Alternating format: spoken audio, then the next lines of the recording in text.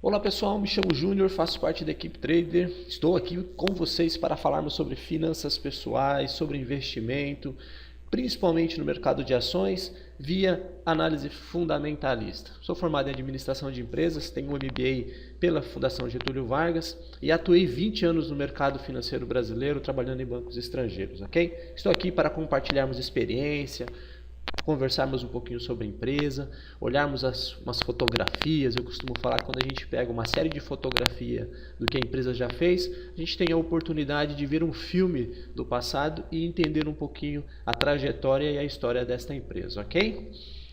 Bom, a equipe Trader é uma das melhores escolas de traders do Brasil. Para quem não conhece, esse aqui é o professor Osney, nosso mestre guru, uma pessoa que já tem aí tempo no mercado, que nos ajuda aí a tomar decisões de investimento.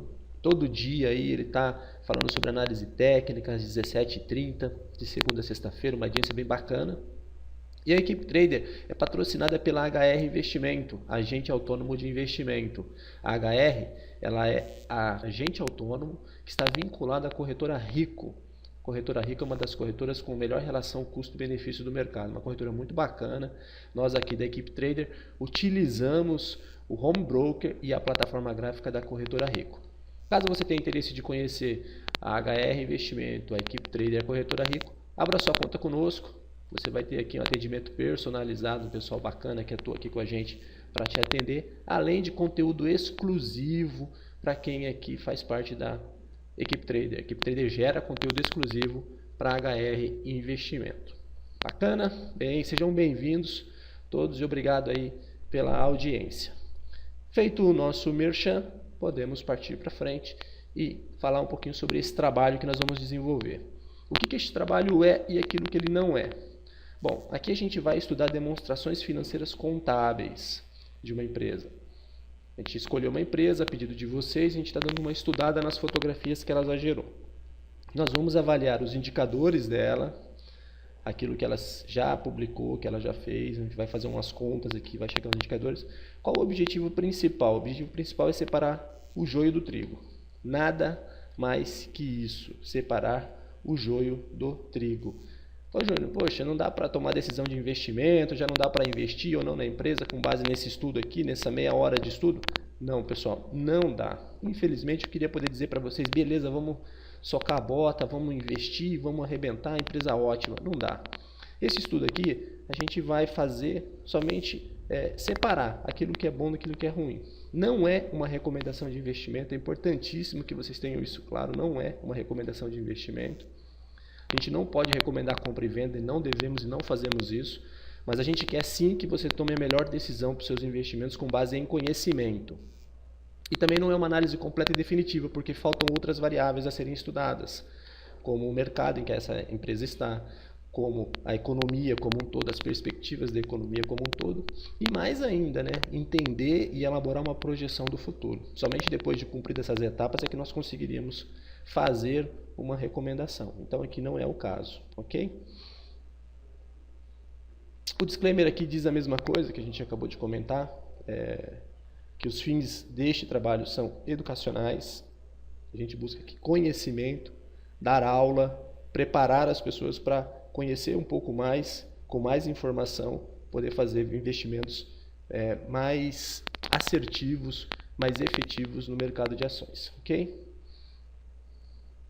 E para quem quiser aprender a montar esses indicadores sozinhos, para quem quiser entender o conceito que passa por esse estudo, aqui também tem um material que também não é definitivo, é um material para iniciante, é um material para quem quer começar, módulo 1 conceitos, módulo 2 indicadores, e essas aulas aqui a gente coloca nesse DVD de aplicação, aqui tem 4 ou 5 aulas, a gente está disponibilizando aí para quem é hoje cliente da corretora Rico, é um material exclusivo gerado para eles, que vai ajudá-los a entender um pouquinho nesse exercício, a nossa proposta aqui, ok?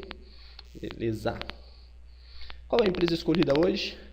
BRPR3. A última dado publicado dela é o primeiro TRI de 2013.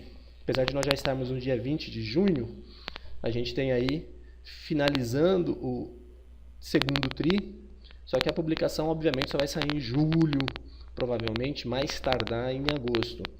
Então, a gente, logo esse estudo já vai estar vencido e a gente terá que refazê-lo com os novos dados. Mas atendendo aí ao pedido dos amigos e uma dúvida muito bacana que me estimulou a estudar, inclusive me deu uma canseira barbaridade ontem, ele perguntou assim, poxa, como é que uma empresa tem 113% de margem líquida, né? Como é que ela consegue ter mais lucro daquilo que ela gerou de receita? E isso foi o ponto que me chamou a atenção a estudar essa empresa e entender um pouco do porquê isso acontece, foi que me demandou muito tempo. Eu realmente tive que entender o mercado em que ela atua, eu tive que compreender a lógica da contabilidade dela para entender como uma empresa gera X de receita e consegue gerar um lucro maior. No exercício aqui a gente vai ter a oportunidade de eu explicar isso para vocês e entender esse conceito, ok? Vamos em frente. Vamos, primeiro passo, navegar pelo site da Bovespa e identificar a empresa. Eu gosto de cumprir alguns passos e até faço sempre os mesmos passos, que isso vai organizando nossos estudos. Aqui logo de cara a gente já tem algumas informações, pelo menos ontem ela fechou aí dia 19 a 17,36 a 17,60, então em queda de 5%, o mercado deve estar bem ruim, não deve estar para peixe, talvez aqui vale até a pena dar uma olhada no Ibov depois, vamos ver se o Ibov já aparece aqui para a gente ver como é que o Ibov está também. O Ibov estava fechando em menos 3 a 47 mil pontos, uma pontuação assim baixista bem histórica, bem baixa mesmo. Faz tempo que a gente não vê o Ibov navegando em áreas tão negativistas, assim, tão baixistas. Plantão de notícias, 10/6, ela falou sobre pagamento de juros aos debenturistas da segunda emissão, está pagando juros aí, debenturistas. Uma demonstração aqui em inglês, aumento de capital social, exercício de opções de compra em maio de 2013, houve um aumento de capital social. Aí a publicação das demonstrações financeiras do dia 31/3 foi feita em 9/5, quase que 40 dias depois do término do exercício. E as demonstrações financeiras individuais e consolidadas. Compliance, multas aplicadas por descumprimento, não tem nenhuma registrada aqui. Novembro de 2012, calendário atual, não observância das regras de atualização. Ok, tomou uma chamada de atenção por um fator, parece bem simples.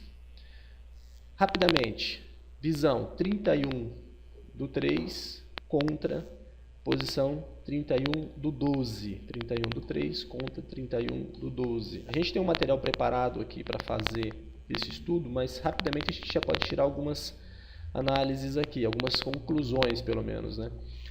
14.645 contra 14.607. A empresa cresceu 45 milhões. Minto.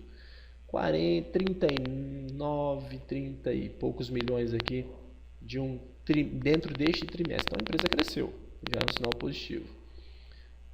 Em ativo imobilizado e intangível. O ativo total, 15.900 para 15.540, ela já cresceu aqui bem mais, cresceu uns 350 aqui, 326, eu acho que para ser mais preciosista.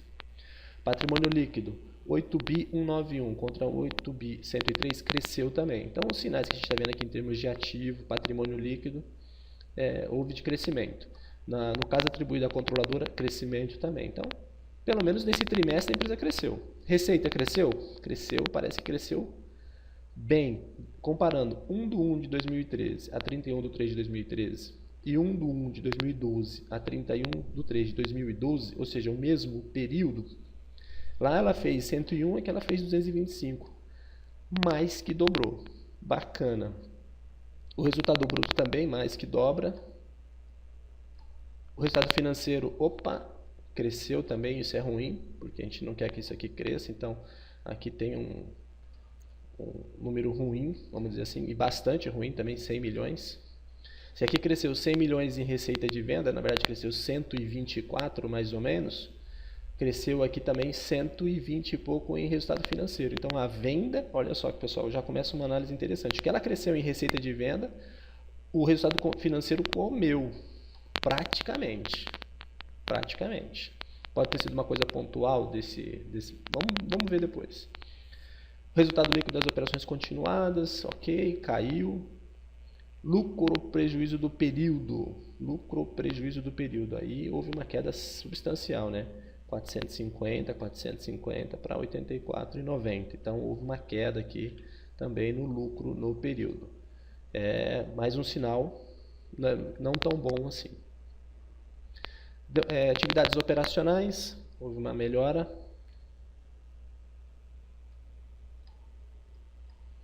Investimento, uma piora.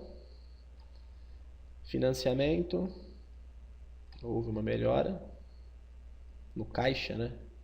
Aumentou a redução de caixa equivalentes. O caixa aumentou. Então, um bom sinal aqui, aumentou em mais de 100 milhões também. 100 milhões aqui na receita, 100 milhões no resultado financeiro, 100 milhões no caixa. Interessante. Vamos ver quem está aqui na empresa? Players fortes do mercado, né? Gente que não gosta de perder dinheiro, né? Banco BTG Pactual, 24%, ou seja, é o dono da parada, é o dono da empresa, é o dono que está preocupado. A W Torre com 6%. Investimentos estrangeiros aqui, 4,70 mais 0,91, mais 5. E aí sobrou para o resto do mercado o 58% aqui, ficou ruim de ver, mas 58% do total, quase 60% da empresa está em outros ou no mercado.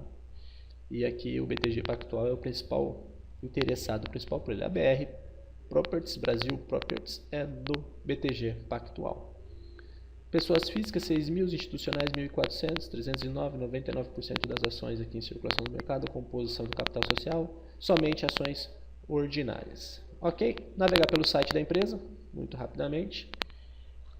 Entender um pouquinho do que ela faz. Essa aqui é a BR Properties. Aqui o nosso site para investidores, que eu sempre falo para a gente procurar. Procurem o site de investidores e vamos lá para a nossa área. Conhecer a nossa área. Ver o que a companhia fala de si mesmo. Vamos ver o marketing que ela faz de si mesmo, o que ela diz dela mesma. Eu falo marketing porque ninguém vai escrever mal de si, né? O pessoal vai escrever aqui, vai contar bem. Olha lá, uma das principais empresas de investimentos em imóveis comerciais de renda do Brasil. A companhia tem como foco aquisição, locação, administração, incorporação e venda de imóveis comerciais, especialmente imóveis qualificados como escritórios, galpões industriais e de varejo. Localizado nas principais regiões metropolitanas do Brasil, como São Paulo, Rio de Janeiro, Curitiba e Belo Horizonte.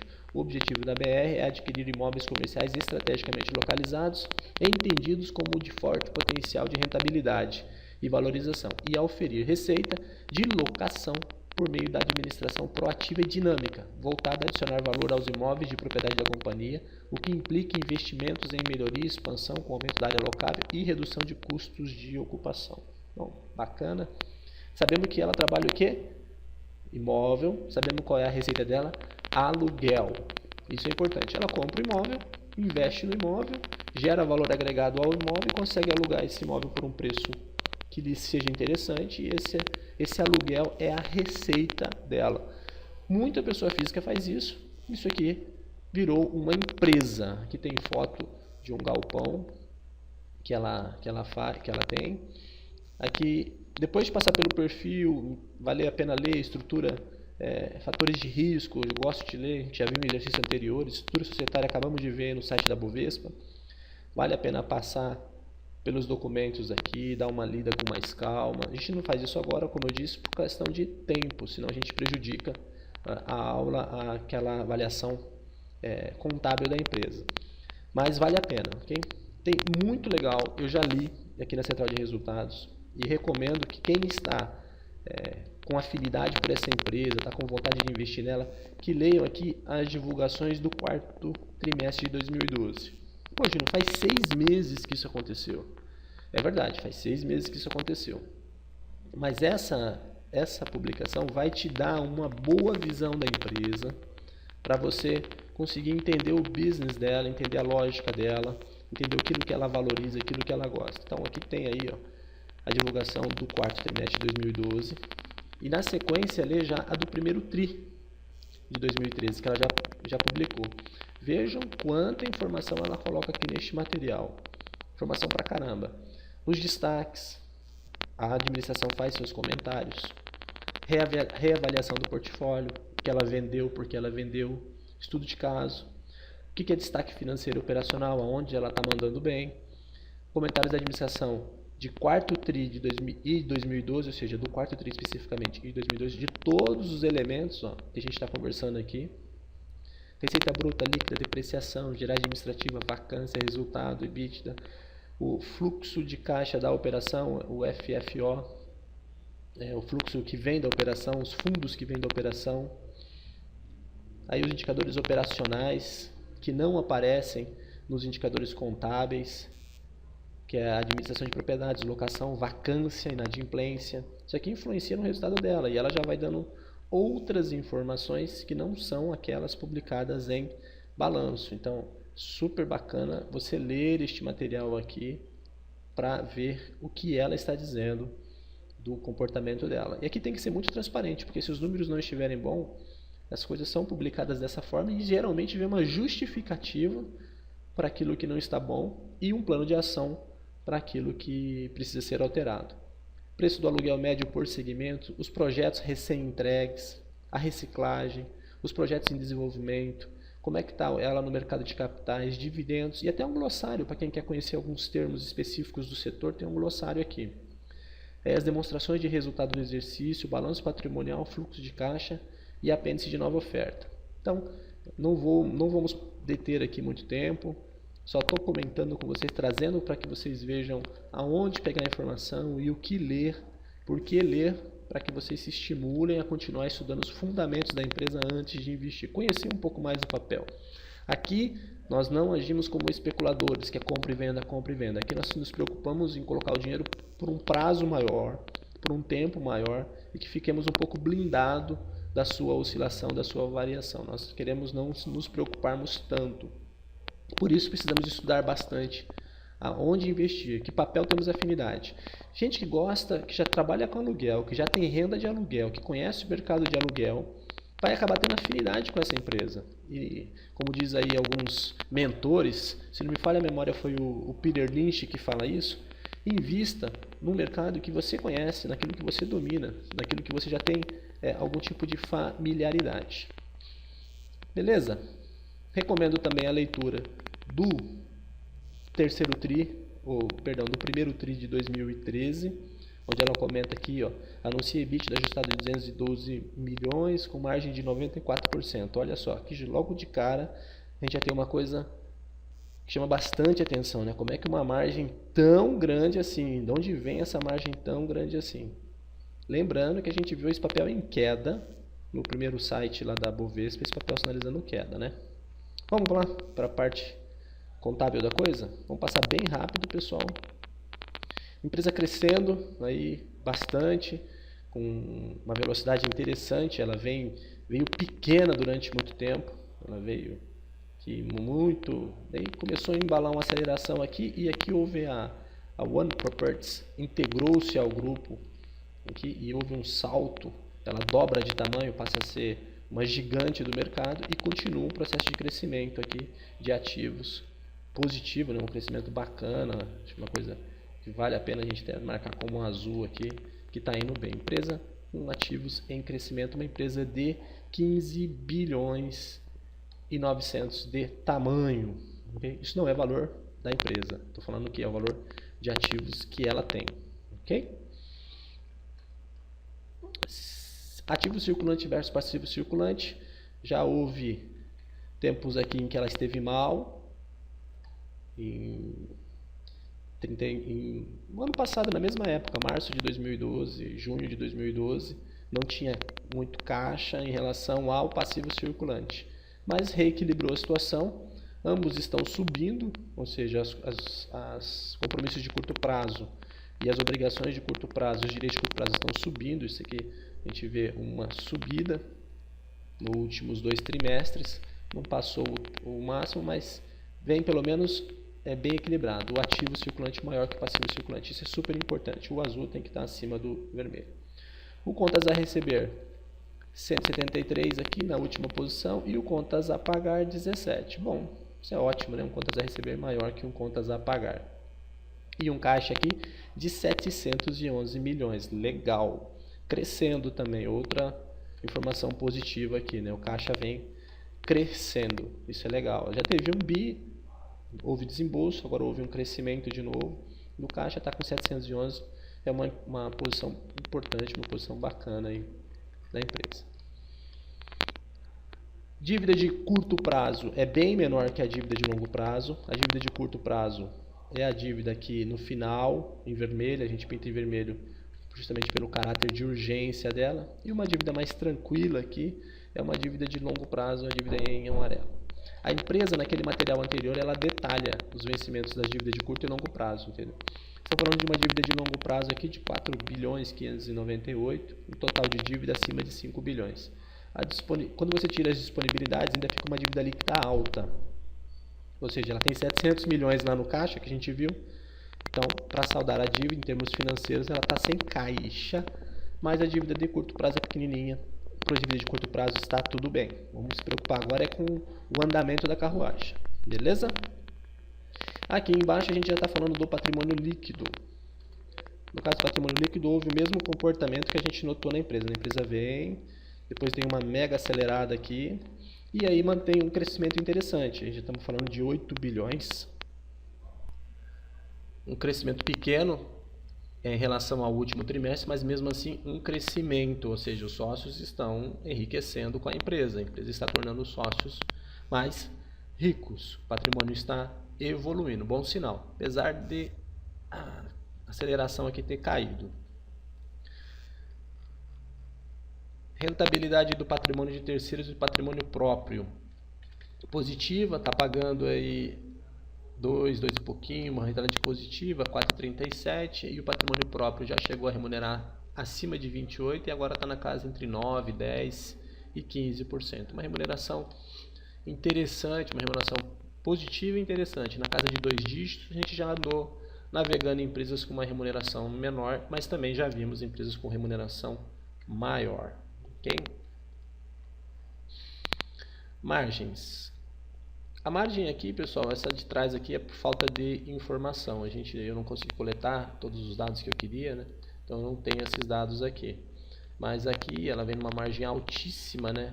A margem EBITDA dela 93, a gente viu lá 94 que ela publicou dentro do material dela, e a gente está vendo aquele 94 publicado aqui, que é 93,88. Giro de ativos, uma empresa que tem ativo pra caramba e é justamente a receita gerada em cima desses ativos. É um giro de ativo pequeno. A gente já viu empresas com um giro de ativos bem maior, né, que acabam transformando os seus ativos em receita numa escala, proporção maior. No entanto, quando ela tem margem menor, acaba deixando quase que o mesmo lucro. Essa daqui tem um giro de ativos menor, no entanto, ela trabalha com margens elevadas, acaba compensando um eventual custo de oportunidade, um custo comparativo. Okay? Liquidez. Vai bem, 1,16 aqui, terminou com 1,16, né? Vem subindo aqui, isso é importante, o sinal é de alta aqui. Valor patrimonial versus a cotação, aqui a gente tem aqui em verdinho. Em verdinho aqui é a cotação e aqui é o valor patrimonial. Somente duas vezes a cotação esteve acima do valor patrimonial, pelo menos na visão trimestral. Isso pode ter acontecido outras vezes em outras situações, mas na visão trimestral, apenas 2 vezes a gente encontra a ação custou 25,83 enquanto o valor patrimonial era de 25 e a ação custou 15,69 enquanto o valor patrimonial era de 13. O que quer dizer isso? Quer dizer que o patrimônio todo da empresa, o VPA, aquilo que é dos sócios hoje, daria R$ 25,00 contra 21,80. A gente já viu que não está mais 21,80, essa posição é do dia 31 de março de 2013, a cotação está em 17.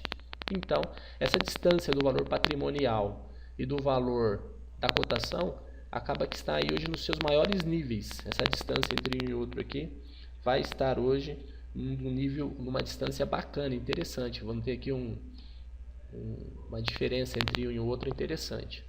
Coisa que só aconteceu aqui, nesse espaço aqui.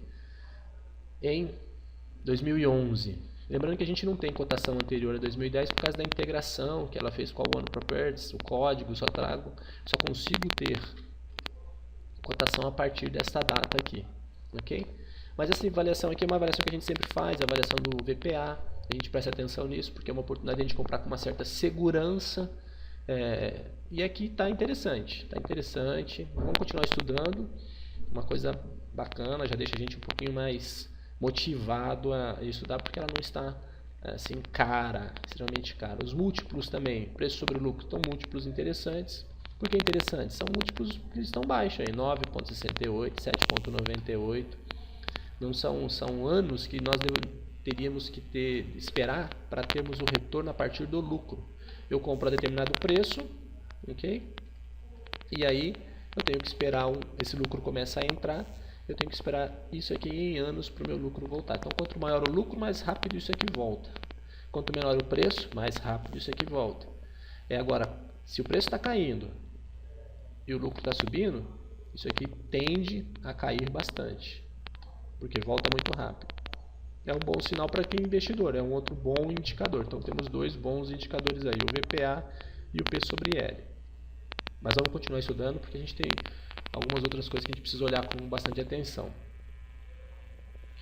O EV sobre o EBIT, que é um múltiplo também de quanto o EBIT devolveria o valor da empresa, está em 55 vezes o EBIT, já teve em 115.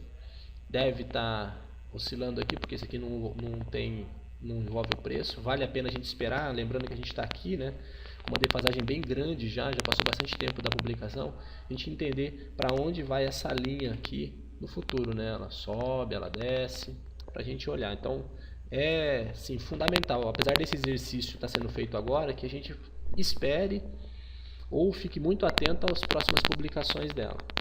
Receita crescente, bacana, forte, consistente, anualizada, crescente, acelerada, muito legal, casa de 755, ou seja, ela traz aí de caixa 755 milhões de reais ano para dentro da empresa, entra de grana nisso daqui, aí tem que olhar os desembolsos dela, muito próximo, aliás, não tem a diferença entre o bruto e a líquida pela forma que ela trabalha a contabilidade dela, então esse quadro de baixo não precisa ser estudado. Aí o EBIT, que é aquela antes dos impostos e dos juros, vem bem, cai um pouco, mas vem bem, aí cai para 659 na visão anualizada. Ok? Bem, também crescente, bacana, pessoal. A empresa aqui está uma máquina de fazer dinheiro. A relação com o tamanho do ativo investido prejudica um pouquinho. O que incomoda é você gerar um EBIT de 210 e de juros aqui no financeiro você entregar 134. Ou seja, existe aí uma alavancagem, ela está pegando dinheiro emprestado e está deixando uma boa parte do seu EBIT na mão da questão financeira, na mão em termos de juros. Ela também tem um comportamento aqui, capital social bastante ativo, que eu quero dizer, eu tive um trabalho danado, as empresas em geral têm um capital social e elas permanecem com aquele capital social durante muito tempo. E com essa aqui eu tive um trabalho bastante interessante, porque eu tive que ficar olhando trimestre a trimestre e vendo quantas ações elas tinham naquele momento, naquele trimestre, porque ela fazia aumento de pequenos valores. Olha aqui, ó, 241, 240, 0,35, 0,34, 139, 391, 403, ela ia mudando por causa de subscrição, cancelamento, algumas mexidas na estrutura social iam fazendo pequenas alterações, saltos, depois uma queda, depois houve agrupamento, e aí estabilizou aqui na casa dos 311 milhões de ações, 310 milhões de ações, mas eu tive que pegar um a um para poder fazer o VPA, né, para calcular sobre a cotação, essa aqui é a cotação, essa linha em verde aqui, para poder fazer aquele cálculo do VPA, o valor patrimonial histórico dela. Né? Esse cálculo aqui geralmente é feito, vou voltar para vocês aqui, esse cálculo aqui do VPA, geralmente ele é feito, como é que está o VPA hoje? Hoje está assim, mas a gente não olha a visão histórica. Eu sou um viciado em séries históricas. Você olhar um balanço publicado, você está olhando uma fotografia. A hora que você vê vários balanços publicados, você vê um filme. Olha essa empresa aqui em termos de VPA, o valor patrimonial por ação está crescendo. Quem tinha uma ação aqui a R$ 2,87, ganhava R$ 2,87 da empresa por ação, hoje está ganhando R$ 25,79. Foi um crescimento de 10 vezes de 2009 a 2013. Quase 10, né, Júnior? Porque é 2,8 aqui, né? Mas, em termos contábeis, a pessoa está enriquecendo ano a ano. Isso é muito bacana você ver. Simplesmente ver o valor patrimonial não quer dizer muita coisa. Você pode ter um valor patrimonial alto e você vê que a empresa está caindo, como nós já estudamos aqui, empresas que vêm deixando os sócios mais pobres. Então, ponto aqui positivo de novo para ela. Esse é um gráfico um pouquinho mais complexo, eu chamei de financeiro só para eu me lembrar do que vai a linha vermelha, né? O financeiro dela começa a aparecer aqui depois de um tempo, depois de 2010 que começa a aparecer com mais força a questão financeira na empresa, aqui nesse marco aqui, e ele já esteve alto, e agora está aqui também num nível alto. Volto a dizer, me incomoda pagar tanto de juros assim. Tem aqui um comportamento interessantíssimo, é isso aqui que chama atenção, né? Vamos por linha, né? A primeira dela é a receita ano, que é essa linha roxa. Então a receita ano aqui, ela vem, vamos pegar aqui só um vídeo de acompanhar, ela vem, aqui a receita vem crescendo, ótimo.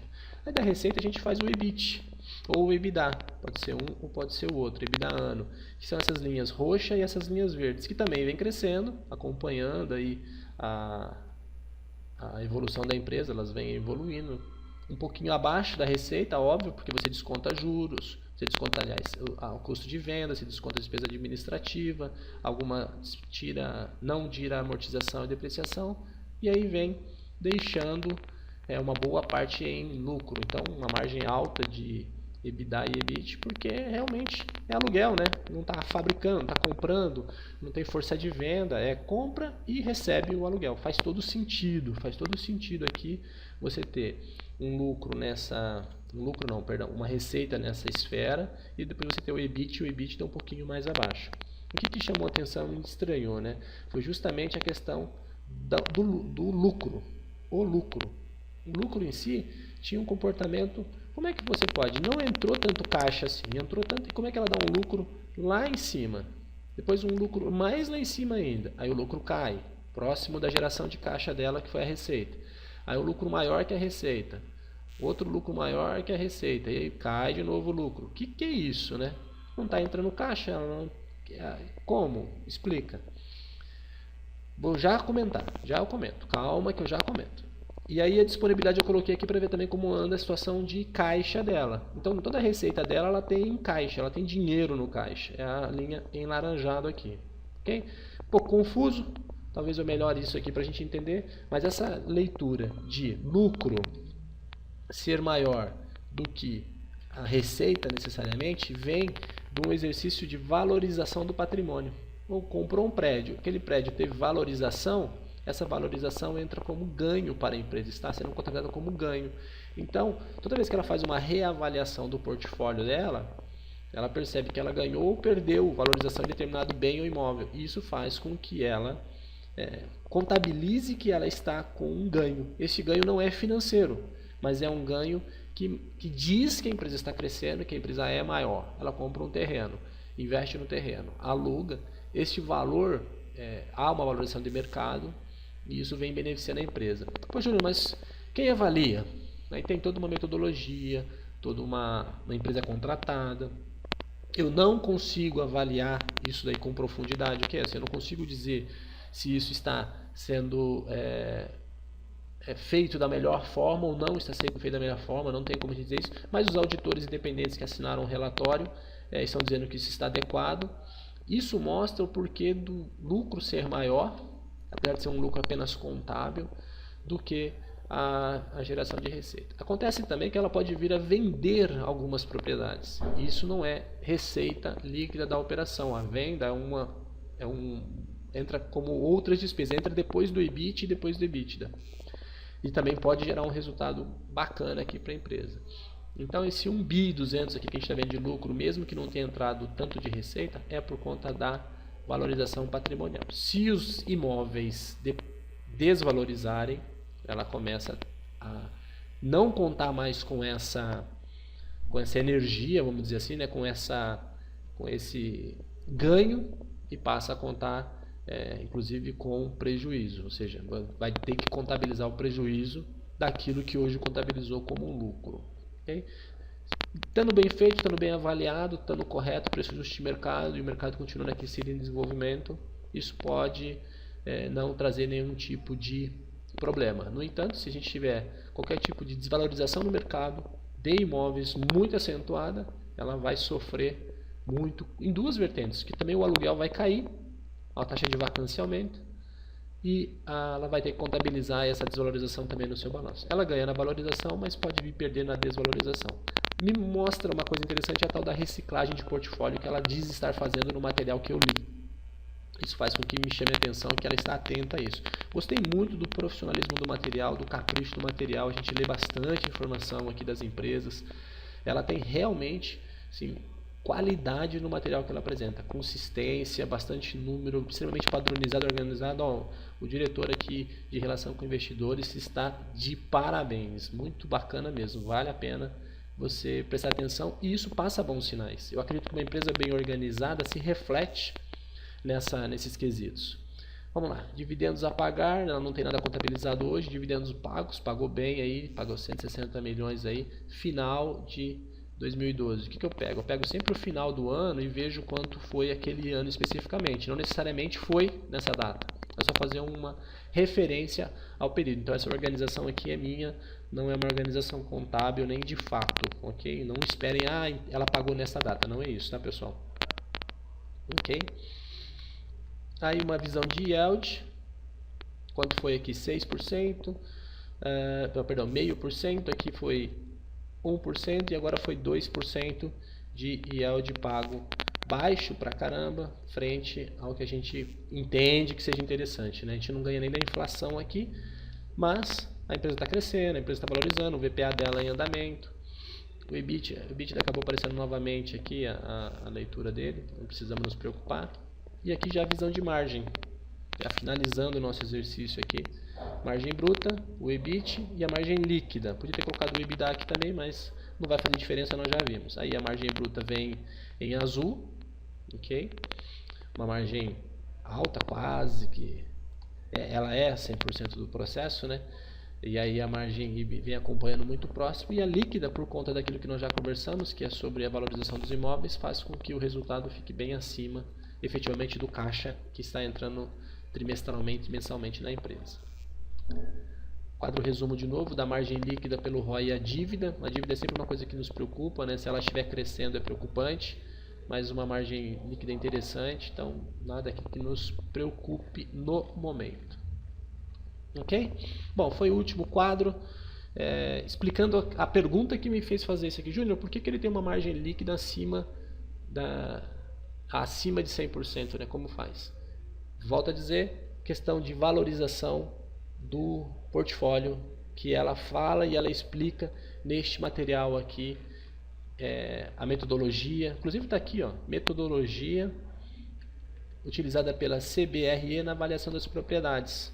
Ela usa fluxo de caixa descontado, ela faz um yield da propriedade, ela faz um comparativo de mercado e aí ela determina o valor justo, e essa determinação de valor justo faz com que a valorização do imóvel aconteça. Está aqui a explicação dela, a valorização em cada um dos segmentos que ela atua, quanto foi, composição hoje está dizendo que o portfólio dela vale 13.840, ok?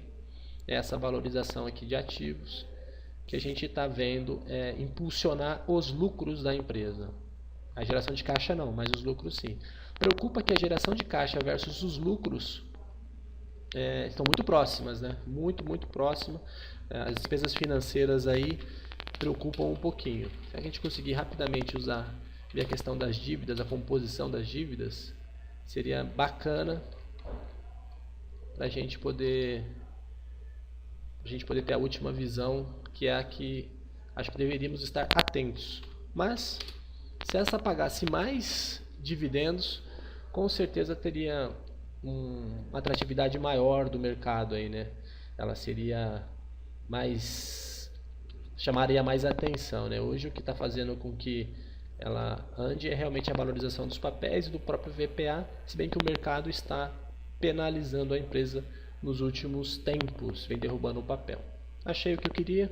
Vejam aqui o cronograma de amortização da dívida em milhões, 467 esse ano, ela gera 700 e pouco, nós acabamos de olhar, 835 em 2014, vai ter que talvez rolar a parte dessa dívida, e aí dilui, tem dívida até 2025, mas ela tem aluguel também até 2015, 2016, se não me falha a memória, lá os contratos dela são de 3 em 3 anos, a revisão.